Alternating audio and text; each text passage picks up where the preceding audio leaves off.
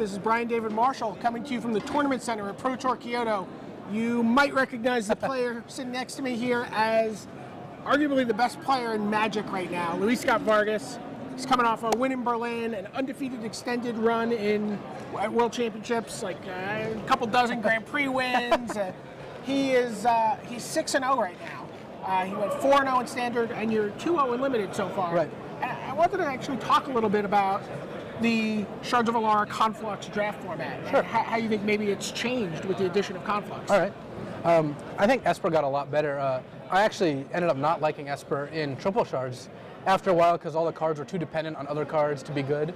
And like something like Naya, all its cards were just good. But so when you say dependent on each other, you mean like Sanctum Gargoyle, Ethereum Sculptor, like those all need a lot of other artifacts to be really good. So you needed almost this linear Esper artifact strategy for it to be good. Right, right. Whereas Naya just played 5/5s. Those are fine by themselves, you know, Cavern Thoctar, Raidclaw, whatever. But now you've got Parasitic Strix, Sidraxis Alchemist, Fairy Mechanist, and they're all just really good aggressive cards. Darklet Gargoyle, Court Homunculus, like even the Black Land Cycler, Absorb Vis is really good in that deck because hitting them for 4 is, you know, pretty nice. And it seems like you could also sort of shape the deck into like 2/3 of a shard. Like you could be very aggressively blue-white, right? Or you could be very aggressively and if you've got a lot of like mana-intensive low drops, you want to try to do that. Like you want to try to be like the Deaf Duelist, Vidalcan Outlander, sort of like white-blue deck with Court Homunculus, and then splashing black for like, you know, the really good cards, like even like, you know, Sidraxis Alchemist, Executioner's Capsule, Agony Warp, right. So if you can be a tricolor Esper deck, but there your mana fixing like Arcane Sanctum or Esper Panorama is going to slow you down enough that you probably want to be more controlling. Spending your second turn cracking up Panorama or land cycling isn't really what you want to do in an aggro deck. You want to play a guy on turn 2 for sure. Right. How good are the whole cycle of bears?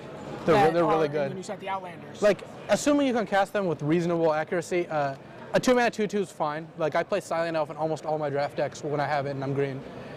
And if it happens that the pro color is relevant, it's usually really relevant. Particularly the pro green guy, like, can just completely stop any ground creature that they're trying to attack you with. He can stop any ground creature, and he also turns on your Parasitic Strix and your Sidraxis Alchemist on turn 3, right. which is a pretty big deal. So let's talk about it. You can actually see, if you go to the Tournament Center, you can watch Luis's draft. You can see he sat down at a table with some great players. He had Marcio Carvalho to one side of him. He had Shouto Yasaoka, former Player of the Year, sitting at the table. You open up your first pack, and what are you looking at? I was pretty disappointed. It was basically a Stoic Angel or Cavern Thoctar, which isn't the kind of first pick I want to make. There are a whole list of cards I'd rather take, but given that I had to take one of them, the Angel is just a little more powerful, and I don't mind taking it. I mean, I wasn't planning on going Bant. I wanted to either splash in the Esper or Naya deck, but I don't. First pick Cavern Thoctar just seems really bad. You were obviously thinking about it for a second, and you were just like, I can't do this. Yeah. If it was even just a little bit better, I might have done it, but no. Then second pick, you took a Courier's Capsule. Right. I just wanted to draw cards and move into more of an Esper deck if it was open, and it seemed like it was. I wheeled a Tidehollow Strix in that pack, which was a really good sign. Right. And then when you open up your second, going in the other way, you open up the first of the second, set of packs. Yeah, and I took Executioner's Capsule, which is an excellent card. It's good as Sanctum Gargoyle, which I didn't get any of, but it's still just a good card. It felt like you were in a really great position. Yeah, I think Pack 2 is actually weaker than it should have been, considering what my neighbors were. Like, I guess I haven't seen Marcio's deck, but I assume him and the guy to his left probably weren't an Esper, so I felt like Pack 2 should have been better, but the packs were such that it wasn't.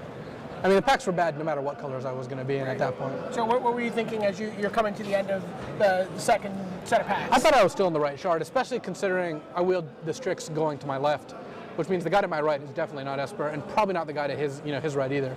So the third pack was presumably going to be good, and it was pretty good. So talk about your open. Oh, I did open Nicol Bolas, which, although it put me into the 5th color, at an 8-mana spell, I'm not worried about finding a single red, because the rest I should have. And in a deck with a couple Obelisks, Resounding Wave, and Silence, some card draw, I figure having a good finisher is great. Like, you want a reason to actually be a slow deck, because if you're just a slow deck with no late game bombs, what's the point? How good is Nicol Bolas? If you can cast him, he seems really, really good. Like, if they don't disrupt him, he's 2 control magic before he has to start rebuilding loyalty. And even if they're able to immediately kill him, you still control magic a guy. Imagine if they've got one guy out, you play it and take it. They can't actually beat you that game. Because if they play another guy, you take it. And if they don't, he starts getting bigger. Right. So And then how did you pull pull the whole deck together? Like what are the decisions after people have gone through all your picks? Right. Like what were the decisions you needed to make building that deck? I think I was done building my deck in about 3 minutes. I had 23 cards I wanted to play, and no cards I really didn't. So, yeah, that was it. The 23 I played, the only card that was close to making the cut was the Relic of Progenitus, because it makes my Fairy Mechanist just that much better. And like against Shouta, it was like a bomb, because it was all on Earth. So like main decking it isn't too bad, because it sometimes can just blow them out. But I didn't really want to cut anything for it, so I didn't. Okay. And then talk a little bit about just going into standard. You're playing black-white tokens. Right. How's that deck treating you? Well, good, obviously. Went 4-0. The other people playing the deck not so well. Went 1-3, 1-3, and 0-4. So maybe I'm just blessed today. But I like the deck. It has a good matchups mostly across the field. Like pretty even against fairies in 5-color, and a good matchup against red-white. And can't really ask for much more in standard. Okay. Well, continued good luck in the rest of the Thanks. tournament. I know everyone's going to be following you. You can follow along at the Tournament Center with me, Randy, and the rest of 380 players here at Pro Tour Kyoto.